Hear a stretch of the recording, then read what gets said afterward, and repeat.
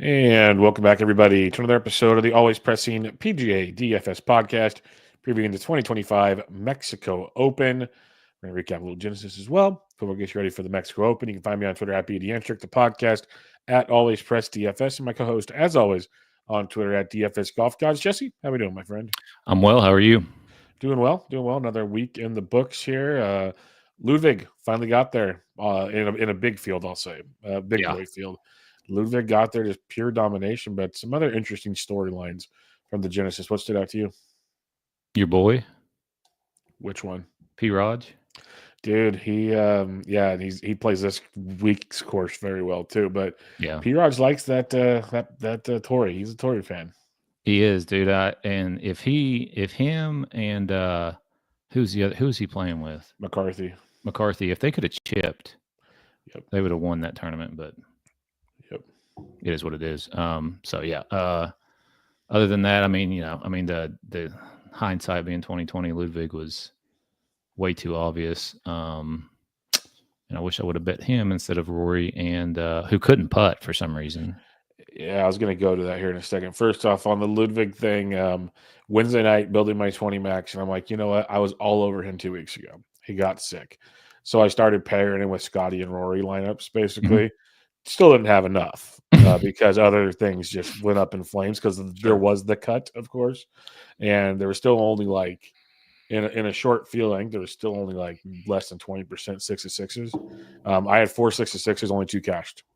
So there you go in that regards. But to the Rory comment, this has become tilting for me for 2 straight weeks now. Entering the weekend, I've had really, really solid plays in my one and dones. Then they forget how to play golf. It was Rory this week. I think he missed it's like -7 strokes gained putting over the weekend, something along those lines.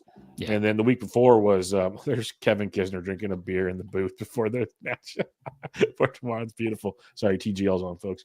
But the other was Tom Kim in Phoenix. That crushed me as well. But yes, Rory, that was weird because he looked like he was locked in and ready to. It was going to be a Scotty Rory Sunday afternoon delight, and that did not pan out. I was really looking forward to that, man. That's what I was texting. I was like, golf needs this to actually happen.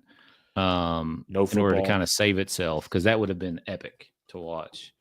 But instead, we got Patrick Rogers and McCarthy in the last group. I mean, obviously Rory and Scotty were paired, and then Rory just, for whatever reason, just completely lost his putting. So he actually gained strokes Thursday, Friday, and then lost 7. That's ridiculous. And still finished, I think, 4 or 5 under. And then Scotty came out Sunday red hot on that front 9, and then a couple bogeys on the back kind of derailed him, but still shoots 9 under. I mean, pretty good. Chips in from everywhere. Yeah, I mean that last one he had, I think it was on 16 or whatever. That was insane. It's just baffling. But either way, I was really hoping for a Rory Scotty showdown there on Sunday, and then Ludwig comes out the pack. So yeah, I mean, it's not surprising, not shocking to me that he won. We know how good he is, but it was a better leaderboard than the past. I just, after seeing, I've had enough of Tory. Like, let's go someplace else. Yep, and we will. We won't say it again until next year, I don't believe. So we're good in that regards. And hopefully we only see it once a year going forward for obvious reasons. But it was the part I enjoyed of like being the sarcastic side of it is having, Denny and P. Raj at the top. We had McNeely come up there. It's an elevated event. We got these guys leading the way type thing. I always get a little joy out of that because I hate these no cut events, and I still call it one even though there was a cut. It's a small field, right? So when the little guys, quote unquote, make it to the top, like that gives me a little joy. But then Ludwig had to come in and say not so fast.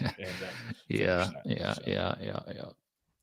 All right, let's head to Mexico, to Puerto Vallarta, to the Dante Vallarta Golf Course, the Mexico Open. This is going to be an interesting one, is the best way I'll put it. So, Jesse, what do you have for some past event history? So this has been a PGA Latino Tour event for a long time, web.com event. I mean, like it's been a little bit of everything, but more recently, since 2022, it's been a PGA Tour event. Last year, Jake Knapp won 19 under, 2 shots over Valimaki. 2023 was Tony Finau, 24 under, 3 shots over John Rahm. And John Rahm was the 2022 champion, 17 under, 1 shot over Finau, Kitayama, and Brandon Wu. Yeah, this used to be like the Finau Invitational for a while. He's not there this year, so we got a bunch of young up and comers. Some that like McNeely already backed out after cashing about a $2.5 million check, being runner up. Yeah, we didn't even talk about that. That was it's kind of heartbreaking because he went absolutely insane on the backside on Sunday. Eight or 9 under overall or something like that? I mean, just overall, yeah. I mean, just the whole round was insane. And JT tweeted about, I don't know if you saw funny. that. Yeah. Did he would have won the first hole and then lost the whole match, 9 and 8. 9 and 8. When you see McNeely responded on Instagram, he quoted it and said, "Maybe we can run this back in New York this fall." Yeah, he said the best ball would have been 60. It sounds like a pretty good that's pretty pairing good for the future. Yeah, I mean, so But and you know we buried the lead. Matt McNeely flying himself in from Phoenix to San Diego, and then on his own little private mini plane. Oh, I didn't know that. Oh yeah, he's a pilot. He has a little plane, and so he flew himself in from Phoenix to La Jolla area, and that's how he got there. That's one way to save on some money. Yep. Don't need a pilot. Just have your own plane and rock and roll and go from there. Let's do whatever you want. Yep. And then he goes out and almost wins the whole darn thing. So yeah, pretty impressive stuff. But yeah, he withdrew already. I wouldn't be. I don't think we'll get any more after today because you have to travel and everything. But unless it's because of flu or something else. But Vallarta golf course, the par 71, 7,436 yards. So it's kind of long for a par 71. You're approaching 7,500 yards. That's pretty good.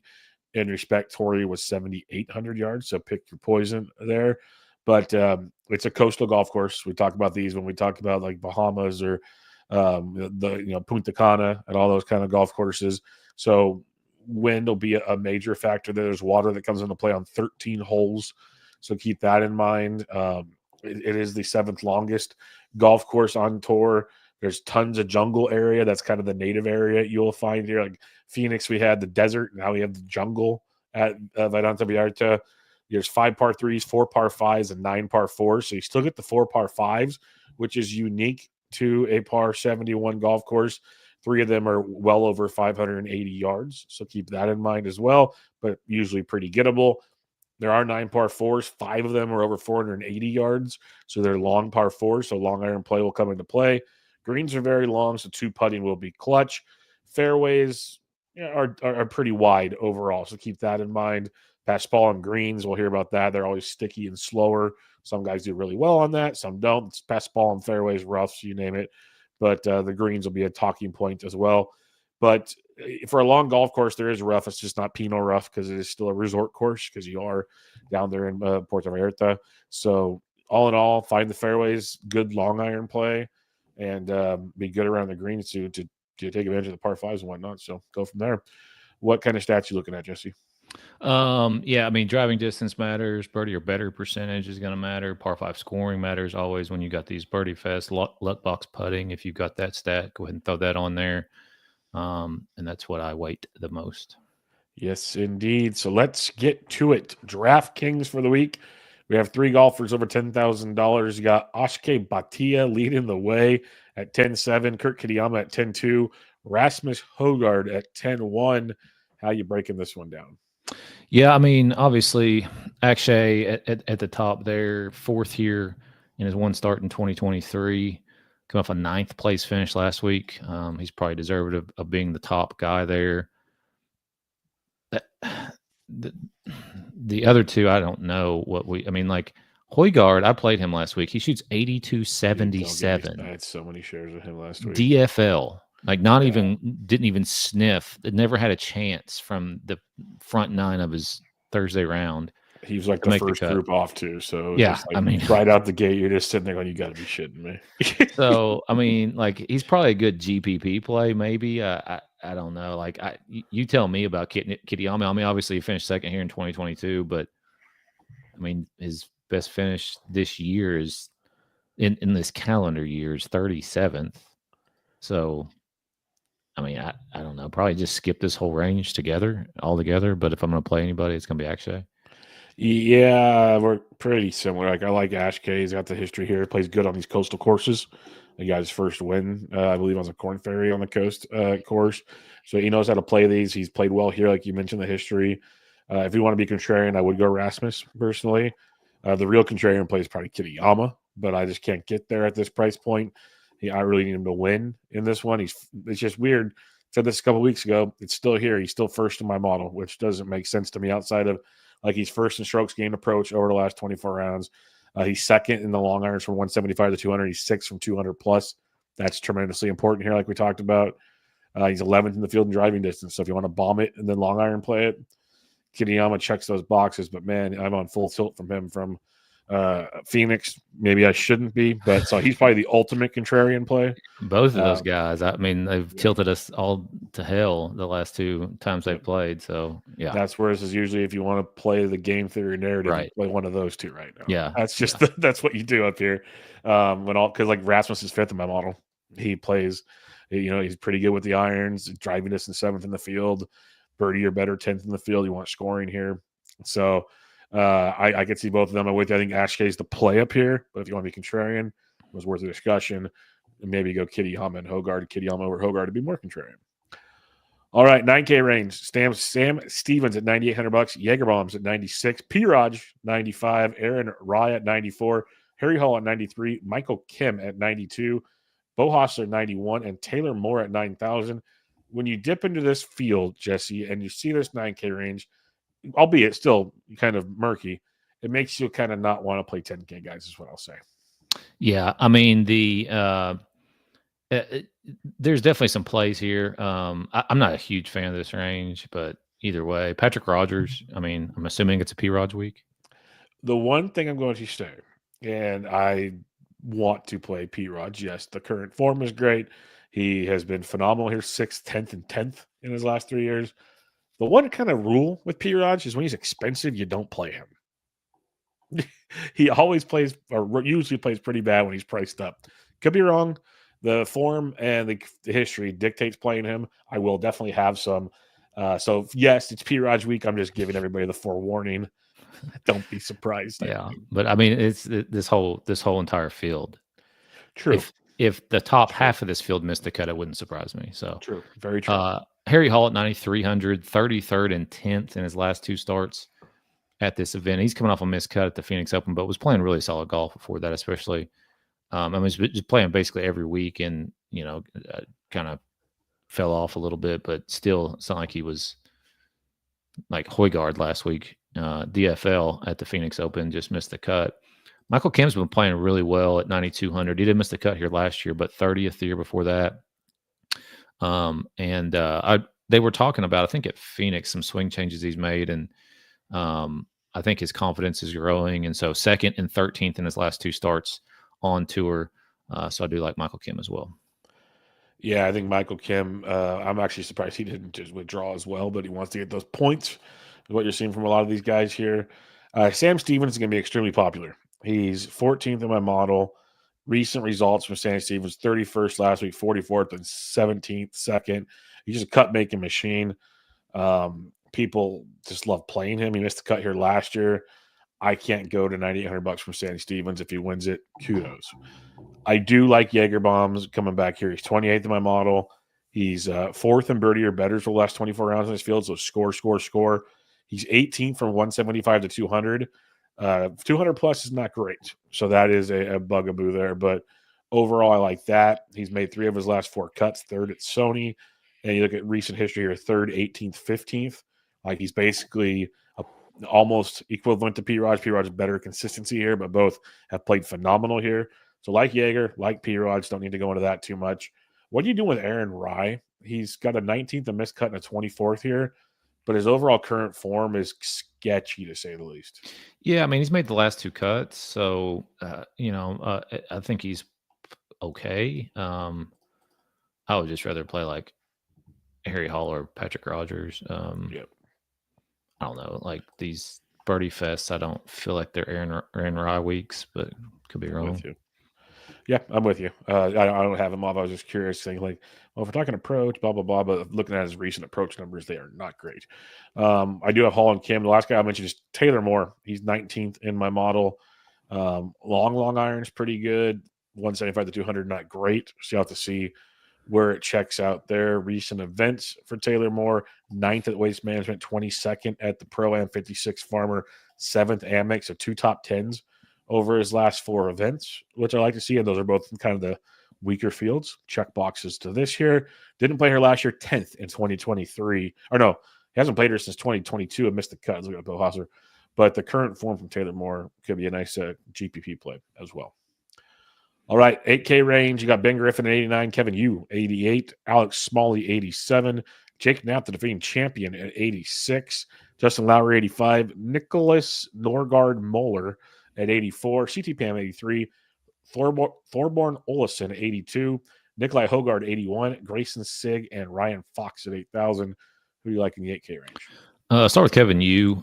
He's never played here, but 17th last week, 16th at the Phoenix Open, 64th if you go back to Pebble. So that was after back-to-back missed cuts to, well, kind of start the year. He played the Century, but either way, Jake Knapp, defending champion, and he's made 4 cuts in a row on tour. 17th last week, pretty solid for Jake. And then I do like Nikolai Højgaard quite a bit. He's 2 out of 2 made cuts here, 52nd and 33rd in the last 2 years. Last time out was the Phoenix Open, played 36 or finished 36th, and was playing the Euro Tour or DP World Tour, or whatever you want to call it.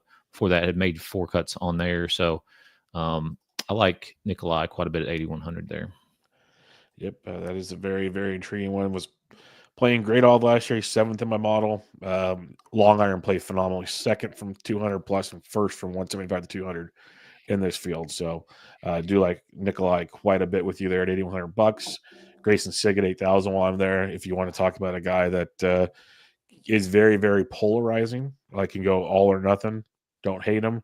CT Pan at $8,300 last year. At this event, CT Pan finished 3rd, didn't play in 23, 29th in 2022. And Pan's always an approach game guy. If he's on, the approach game is beautiful. Birdie or better 16th in this field, so don't mind CT Pan at 83. Justin Lauer at 85, a guy that a birdie machine.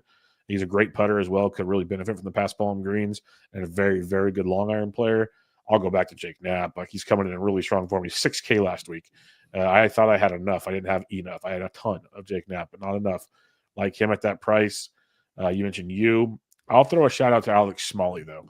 He's 2nd in my model, 14th off the tee, 9th birdie or better, 5th from 200 plus, 33rd and 175 to 200. And when you dig in deeper to Smalley, 21st at the Waste Management, miscut at Farmers, 11th Amex, 16th Sony Open. So 3 top 21s out of his last 4 events is pretty strong from Alex Smalley.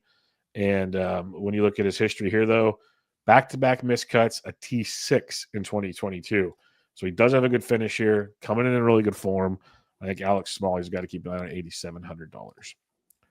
75 to 79 is a very short range. Starts with Matt Wallace and ends with EVR and Chan Kim. So who do you like here, Jesse?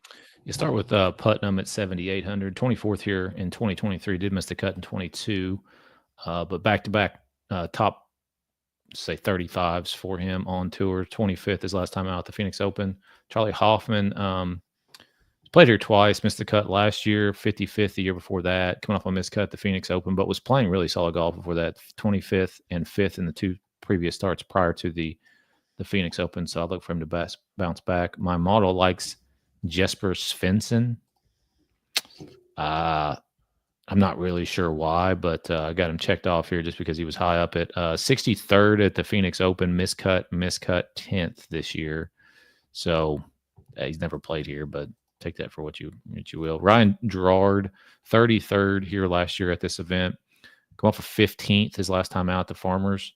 51st at the American Express, 37th at the Sony. So hasn't missed a cut this year. Nobody's playing him. He's $7,600. And that's it for me in this range. Yeah, for me, this is where I start doing I want current form or course history if I have to pick the 2. Andrew Putnam, $7,800. He's 105th in my model. Like, he's really good from 175 to 200, sucks from 200 and beyond. He's mediocre pretty much. He's like one of the worst in driving distance. It's 132 golfer field. He's 131. So driving distance is bad. But if you get the long irons, that can make up for it. Didn't play here last year, finished 24th in 2023, missed cut in 2022. But if you go just to current form, 25th of the Waste Management, 32nd Farmers, missed cut Amex, 30th Sony Open. So basically all nearly 3 top 30s. We're at $7,800. A guy that can maybe make a run. I don't mind some Andrew Putnam to maybe be a little different here. Carson Young at $7,700. He's 36. My model has been outstanding here in the last couple of years. We look at Carson Young at a T8 last year, T15 the year before. We know how volatile he is. We've talked about it a ton on the show in the last couple of years. 57th miscut, 29th miscut over the last 4 events, but really good course history here. So could use some Carson Young. Hoffman rates out well. We just know it's all or nothing. We've seen him compete over here in the early start of the year. We've seen him trunk slam already this season. Pick your poison there. I didn't check off Svensson, but just to add on, he's 12th in my model. So he's second in the field in birdie or better. He's got a pretty good stats. Maybe I should think about him, but I don't know why he has those numbers. Now the question, EVR, 18th in this model. He's 8th in the field in driving distance, 11th from 200 plus, 36 from 175, so not bad in that regard.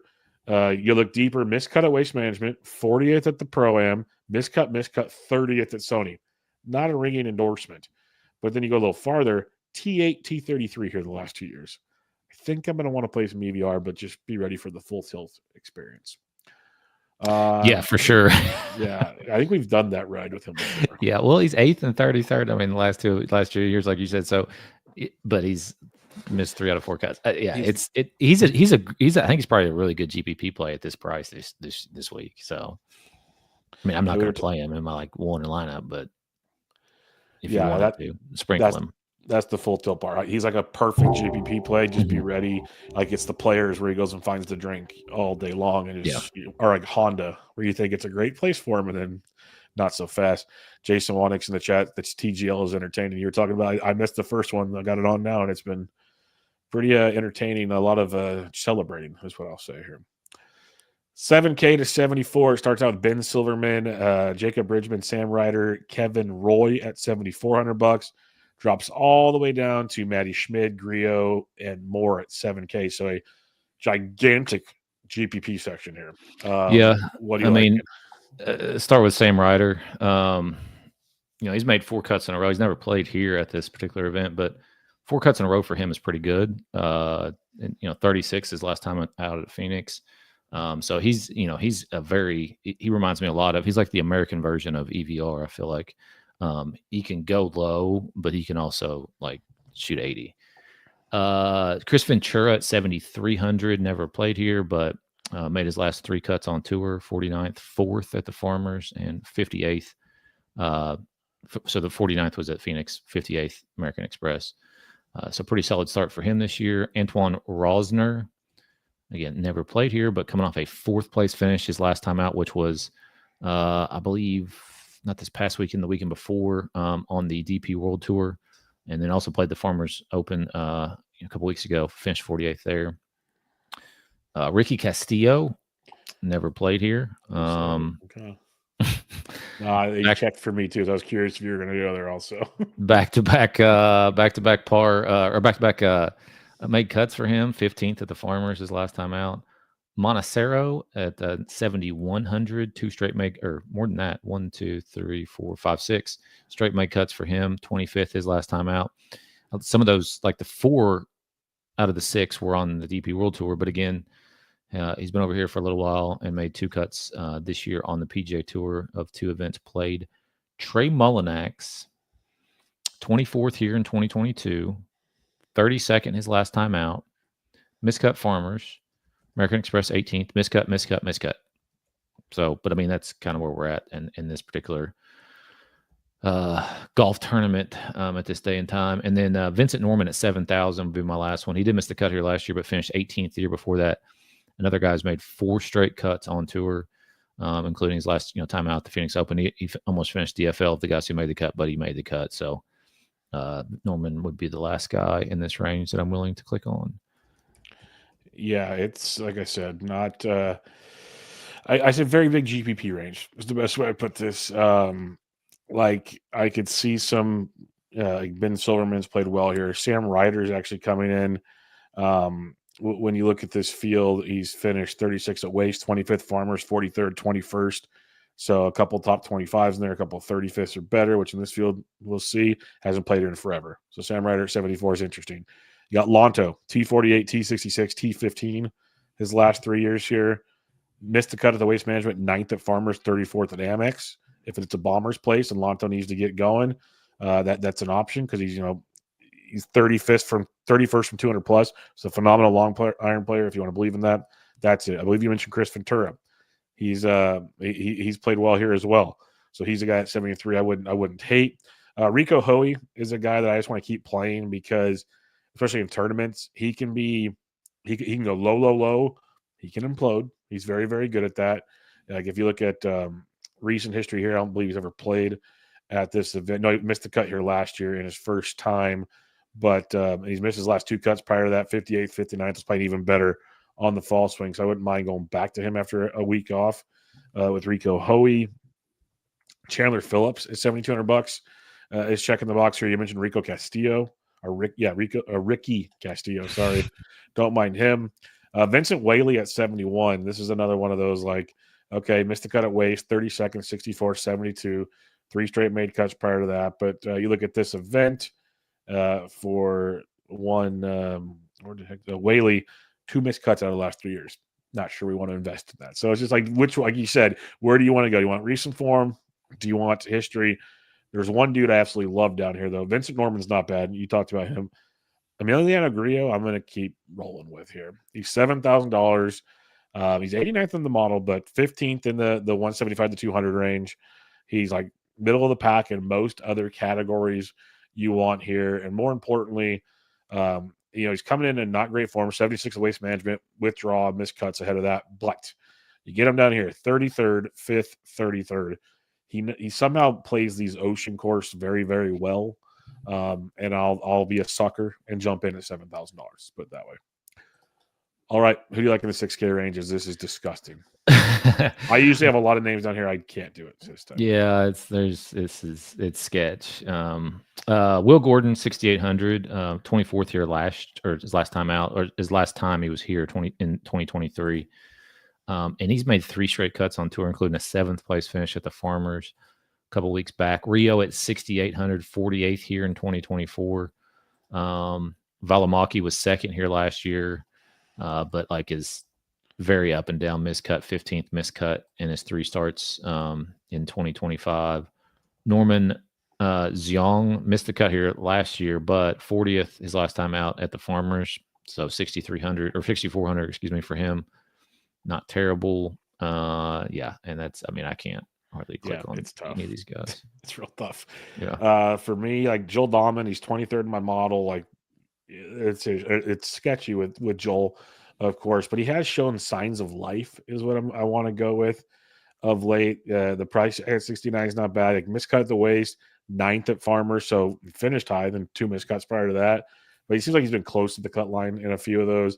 And if you look at, he has not played here in quite a long time. First career win, I believe, was at Punta Cana, though. So he does have success in that type of field. Norlander at 68.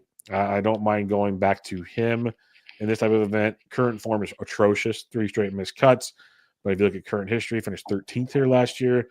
Will Gordon, you mentioned, I don't hate that. Valimaki finished 2nd here last year. And he had a missed cut, but then a 15th at Farmers. So, again, this is nasty AF down here.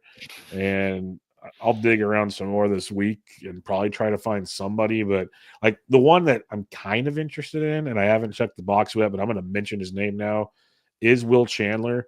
He's the one that finished 6th at the Waste Management Open after Monday queuing. And he's coming in there. He beat Scotty on Sunday, yeah. So that at least kind of gets me interested. He's got the nothing to lose mentality. Sure. Let's see what we can do out there. That's $6,600.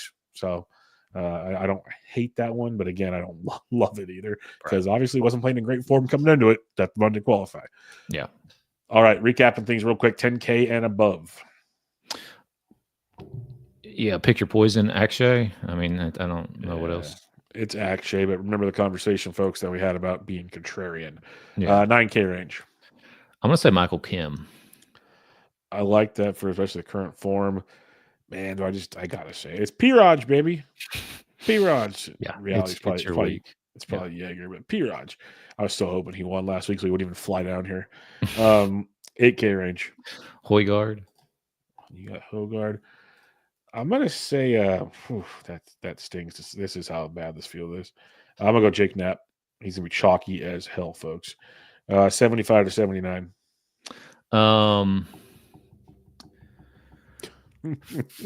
Gerard. I'm gonna say Gerard. I'm gonna go EVR. 7 to 74. I'm gonna say Rosner. Yeah, that's not a bad dart. I'm gonna go with Emiliano Grillo. God, I almost puked in my mouth. 6K range. I'm gonna say Will Gordon.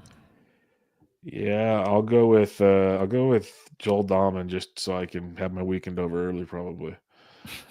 Just kidding, folks. Okay, it's hard to condone cash in this field, honestly. I'm just going to skip it this week unless you'd like to do it. Yeah, no, thank you. Yeah, it's hard to stomach a cash lineup here, but GPPs. This is a phenomenal GPP week, folks. How do you start things out here? The double Højgaard, Nikolai, and Rasmus. I like that a lot, actually. You go double Højgaard, and then you go with Rosner. Yeah, I have Erasmus is 5th, Nikolai 7th in my model. So that's a great starting point. I will go to mix it up a bit. I'll go with Jaeger bombs, Højgaard, and which Højgaard? Nikolai. Okay. Nikolai. Okay. And EVR. Okay. So yeah, we're not going with Americans around here, it looks like, folks. Just remember that's what it seems like. Shit, there's only been one win all year on tour. And it's frickin' Harris English. And it's Harris English. Out of all the at Tory to top it off. All right. Who got winning this thing? I mean, how do you click on Patrick Rogers at 22 to 1? Pretty the dude was 200 to 1 last week, I think. That's in an 80 field, in an 80-man event. Yep. I don't know. I'm gonna click on Nicholas Højgaard. I like that at 35. Where's he at? I clicked on 50. Nicholas Norgaard is 35. Whatever. Anyways, 50 to 1. Nikolai Højgaard. I'm gonna click on him, and then Rasmus. I'm not betting at 18 to 1. That's just absolute insanity. I mean, Gerard at 70. That's it. Yeah, I get it. It's tough. T20s. I got Jake Knapp at plus 180, EVR at plus 225, Grillo at plus 330. If you want some more Grillo plus money, Grillo to top 40 at plus 125. He's pretty much done that 3 straight years here. So if you trust him at this course, top 40 is pretty. There's a lot of interesting top. Like if you want to put a little parlay together in top 40s, you could, probably do worse things this week. Let's put it that way. Yeah, or just save your money. Yeah, too. That too. We have the Cognizant, the artist formerly known as the Honda next week, and then we head into, I believe, the API after that. We're on the move, folks. Well, and then the players. I mean, we're getting close to actually good courses in golf and field. So, just make a couple bets, and then if they're in contention, watch it on Sunday. If they're not, then you got a free Sunday. Yeah, that's a smart move. See, wise man over there.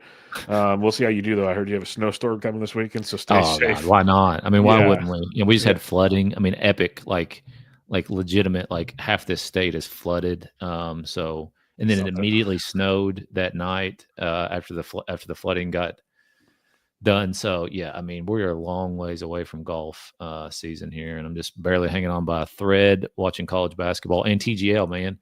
Like old Jason said, man, it is entertaining. Like I was texting my buddy who thought it was the dumbest thing ever last week, and today he's entertained because there's good matches. Yeah, it's shocker what competition brings to the table. Yeah, I mean it's one of those things that when it's good golf, like it's fun to watch. The Bay just locked up the match there, so that's a good way to end this because then we just made a little bit of money back from the loss that fucking the other team that lost the last match. I don't even LA lost to Atlanta. now, and then when we're gonna go off the air, they're gonna go bet on the Bay to beat Boston because Boston's horrific. So go have some fun with that as well. Taking is there an all line -2.5? No, I don't think so. But I mean, it's Rory. It's Rory and who did we say? Rory and Keegs and Keegan, which is awesome against Ludwig, Lowry, and Wyndham. I think. Yeah. That's a fun 6 little. There's Lowry versus McIlroy, let alone, is all I need to see because they. Yeah, I agree. It's there. Let's look at the odds for this. I mean, at this point, people are probably tuned out, and if you haven't, congrats. We're at +100 for the Bay, and Boston Common is -120. Rory's got the favorite mostly because I think the Bay's tired, I guess, for playing simulated Well, golf. I mean, at this point, nobody's won 2 matches in a row in the same day in TGL history. Good point. Atlanta had the chance. They blew it. They did. They could have done it. We got Eldrick teeing it up on Tuesday. Yeah, and they're +145, and New York is -185. So I would definitely bet Tiger tomorrow. Yeah, I take Tiger for that. New York team is bad. Well, Tiger's not good. It's the 2 worst teams in the league. But you got Kisner on his team. Kisner drinking a beer right now again. But then they got Tom Kim. But New York is just a mess. They're going to have to completely reorganize after this year is over with and figure it out. Yeah, it'd be nice if we build those new stadiums so these guys didn't have to all fly back from tour yesterday. Ludwig said he got in at 3:30 in the morning. Yeah. These Vegas locations and stuff will be pretty nice. Yeah, that's something more central. Maybe someplace in Dallas would make sense. That would work too. Yeah, that would work as well. All right, we'll wrap it up there, folks. We'll be back to you guys next week for the Honda, which is a tournament I enjoy, but the field usually sucks now because they're not the Honda anymore, and the API is right afterwards, and guys want a few weeks off. It's just how life works on the PGA Tour. But apparently, Liv's coming back. The players are going to be joining the tour pretty soon because Tiger had some very strong words. Did you hear that at all? No. Yeah, they interviewed him in the booth, and they asked questions like, will this merger happen soon, and will we actually see Liv players playing with the PGA Tour? And he said yes and yes. They said how soon? He said very soon. So he said they're all going to meet with President Trump again to make I don't know how Trump's involved in this, but he is, and that's part of it. But yeah, because there's literally nothing else going on in this country. Might as well get him in there to fix golf. That's what I'm saying. I don't even know why he has a say in this, but to each their own in that situation. So be it. We'll wrap it up there. You can follow Jesse on Twitter at DFS Golf Gods, the podcast at Always Press TFS. I am Matt Beater-Intric. This was your 2025 Mexico Open preview. Catch you all next time.